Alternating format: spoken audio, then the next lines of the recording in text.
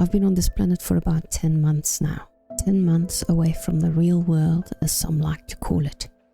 And I remember when I left, everyone was going on about AI. You'd hear about it on the streets, read about it in the newspapers. It was everywhere. I don't know if that's still the case today, but I think it's time to introduce my own version of AI to this world. Only in my case, AI doesn't stand for appalling intelligence. Instead, it's short for Armadillo Initiative. This project has been in the works for a while, as you can see from this log, and it wasn't meant to be shown just yet, but I feel I have to move it forward because the situation is dire. And no, when I say that, I'm not referring to the state of this base. It's far worse. Let me explain. In September 2024, I identified my first 6 test subjects. This is plum, peacock, and walnut. Scarlet, mustard, and green are clumped up in this bunch. A month later, I found 2 additional test subjects, flamingo and apricot, right here, which is right there across the water. I couldn't find plum anywhere, that's why there's no purple number 2 banner on the map, but I wasn't too worried. I figured I'd somehow missed him and I'd see him again soon. Unfortunately, that never happened. And when I gained another new armadillo in December, there he is, that steel, I couldn't find flamingo anymore. So over the course of the last 5 months, I gained 3 extra armadillos, but I also lost 2. That's a circle of life, you might argue, and you would be right. Except, in all the months I've been doing this research, I've yet to come across a single baby armadillo, which leads me to think that if I don't step in now, the local armadillo population may go extinct. I've given careful consideration to the way I lost Plum and Flamingo, and I think the terrain is at fault. This here used to be Plum's favorite hangout. He loved to go for a swim below, but twice he got stuck in there. Similar stories for Peacock, Apricot, and Flamingo, who all needed to be rescued out of caves at some point in their lives. So first on the agenda is fixing the surrounding land, which is how this mess came to be. The good part is on the other side. This is a map of the region in which I've been tracking armadillos. It goes up till here, which is where Peacock likes to go beyond tracker range. Up here I've spotted several brown wolves, and then this area, this whole part wasn't actually going to be included in the map, but it is part of the island, and there's a lot of turtles there, so I thought, I might as well. This here is where the thing that shall never be named is situated.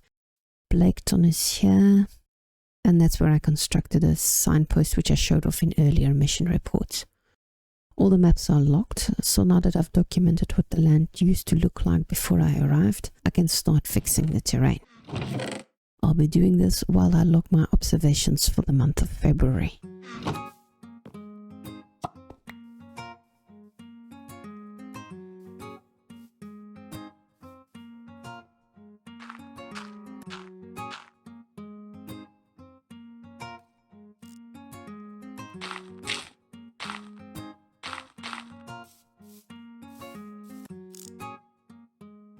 Another bloody pig. They like to cosplay as armadillos until I get up close or pull out the spyglass. Then they get shy and revert back to being pigs.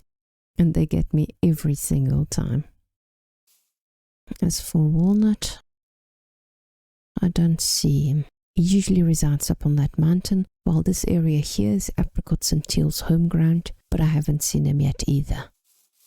Now these mini safaris can take several days, so while I'm at it, I'll let you watch a clip I recorded earlier on. You'll recall in the previous mission report I said the F3 director was quite a... And I'm interrupting already because the most astonishing thing just happened. Flamingo is back. He's somehow made it all the way up here and has moved in with Walnut and his pet brown wolf. Of course I didn't bring a pink banner for Flamingo, so I'll have to go back to camp to get one. Anyway, back to the grind, and you back to that clip from earlier on. You'll recall in the previous mission report I said the F3 director was quite a food lover. Well, he or she likes wine too, because I found a wine cellar in his office. Here it is in quite a dark corner, but I've put up lights now. Look at all those ones.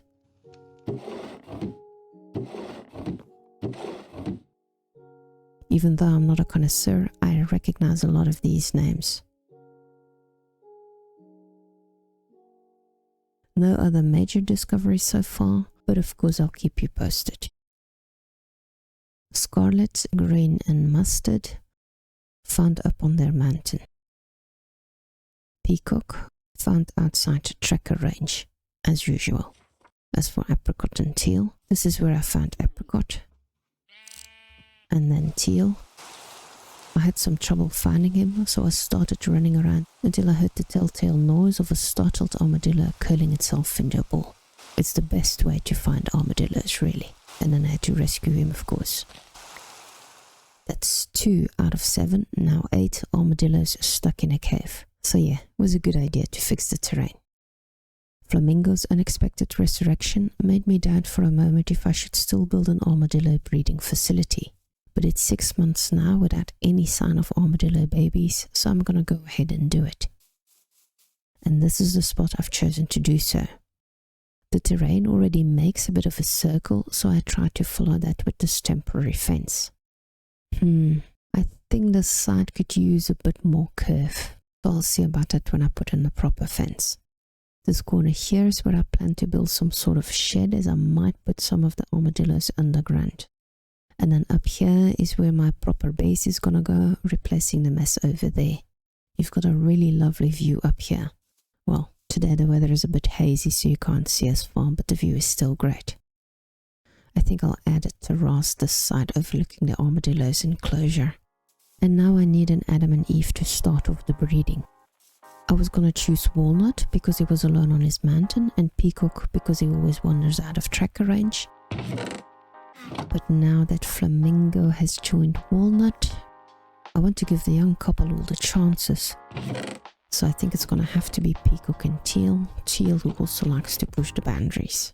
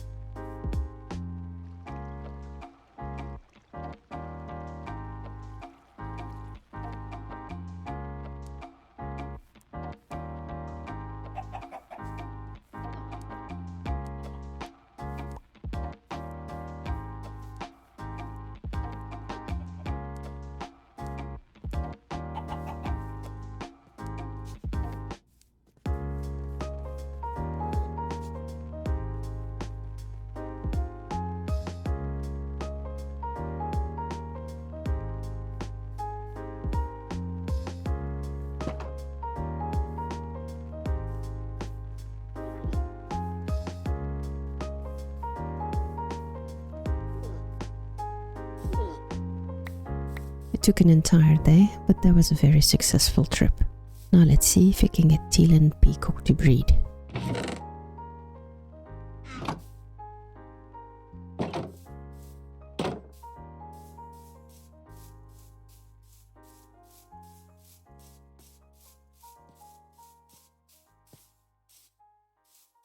Where's the other one now? Where's Teal? How can they be so fast? Already lost him. Unbelievable. Oh, there he is. He doesn't want the spider eye. Can't blame him. He doesn't want it either. Oh, okay. They need to be out of their shells. Makes sense.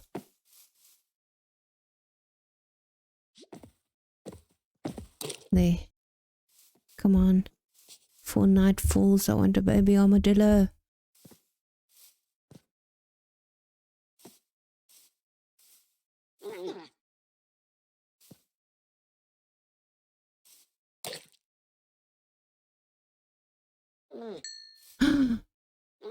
Yes, yes, yes, yes.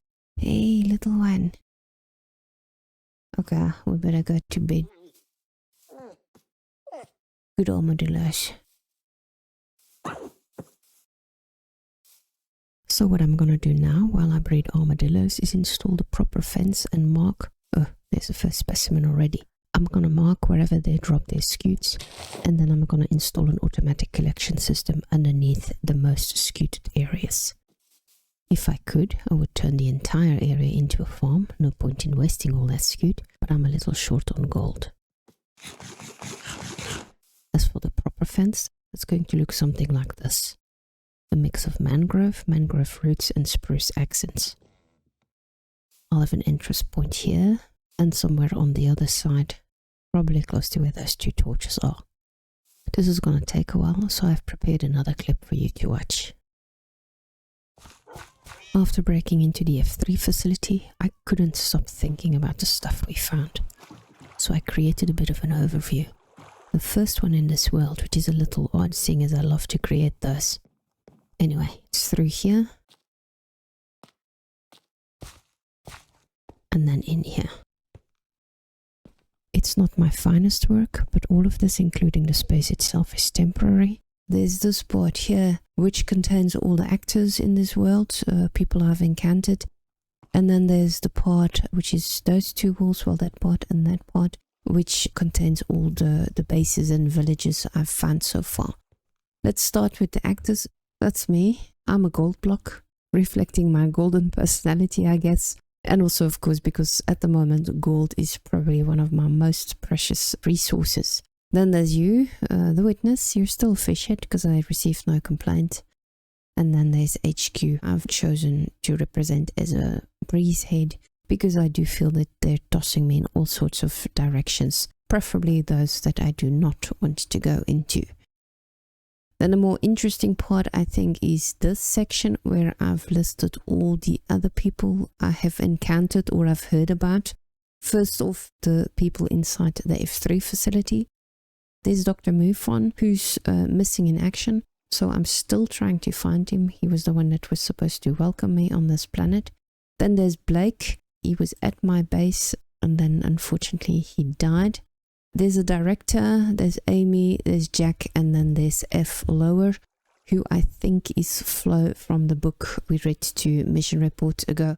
That's also what makes me think that Amy and Jack are not the director, but I could be wrong. Second overview is the villages at my base. Now, it's funny, but I really thought my base was overrun by villages, but it's actually quite a curve. I've got the 3 people inside the iron farm. And then I've got Joker and Mortimer, who are the parents to the twins, Blake 2 and Suna. And they're all staying at the communication station. And then there's some other villages.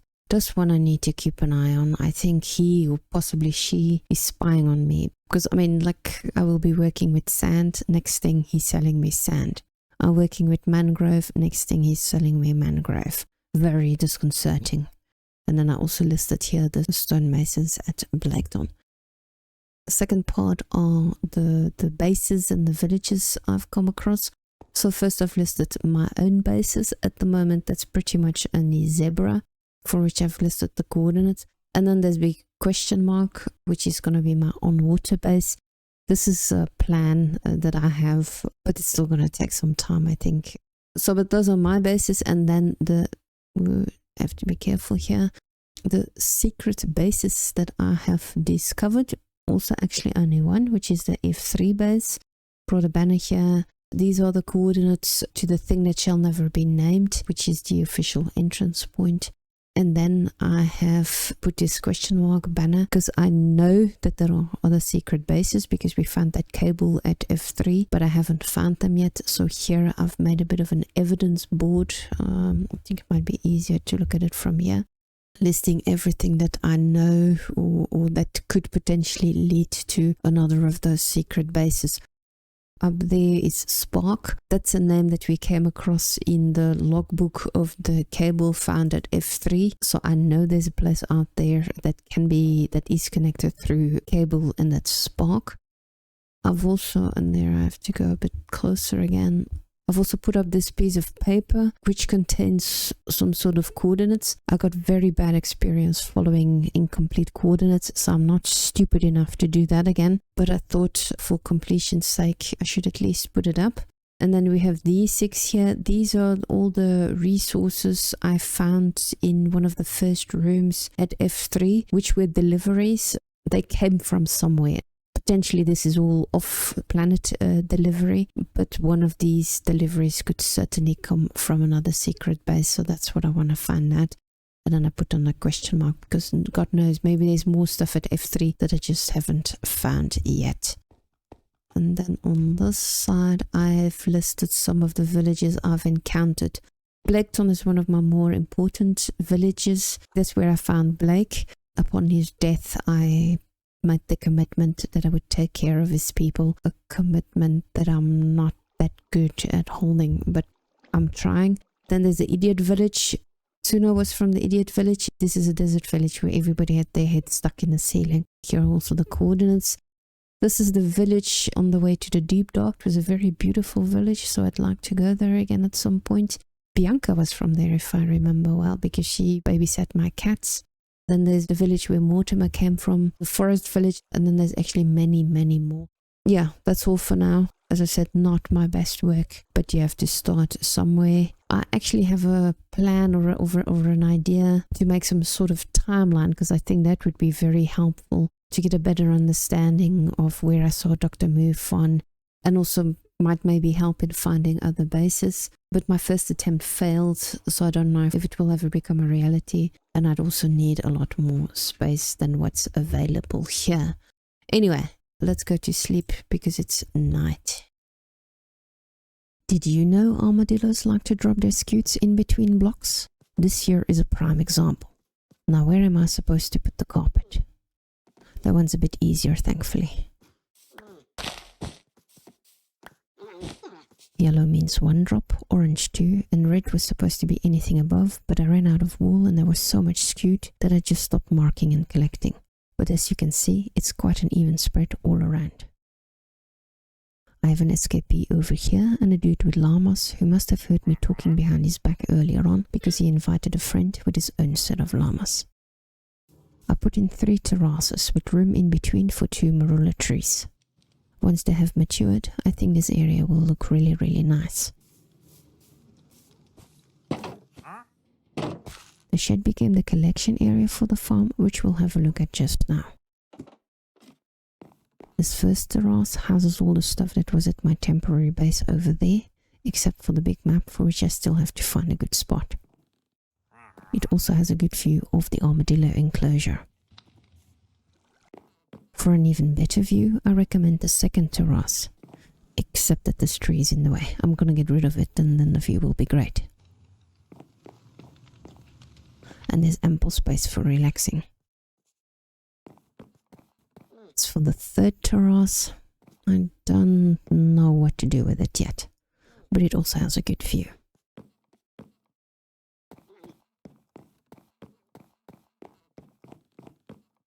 The farm is operational, has been for a while, with all the harvest going into the room below. That was too quick, meaning no harvest. This is the scute I collected manually while building the fence. And this is how much my farm has made so far. Yeah, not great. The rail line runs underneath the area I'm currently marking out to my right. Turn here, up to here somewhere.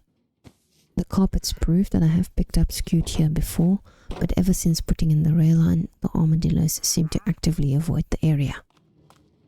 Of course, it doesn't help that I ran out of gold and had to leave part of the rail line unfinished. Not that it matters. I think I've got more than enough scute for the foreseeable future. Now let's do a bit of a cleanup.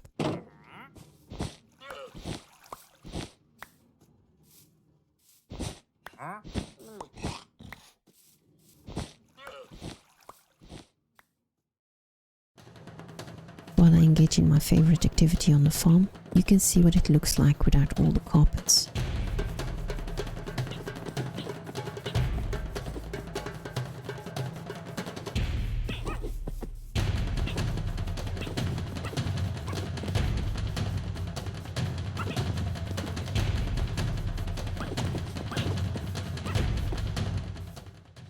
there's still a lot of work that needs to be done. I want to get rid of this upper part of the fence, which is there for security reasons. I want to do something to the road leading up to the boat, because at the moment it's just a string of torches, and I definitely need to move that map. But they will all have to be for another time. This is Robin on the Zebra Mission, over and out.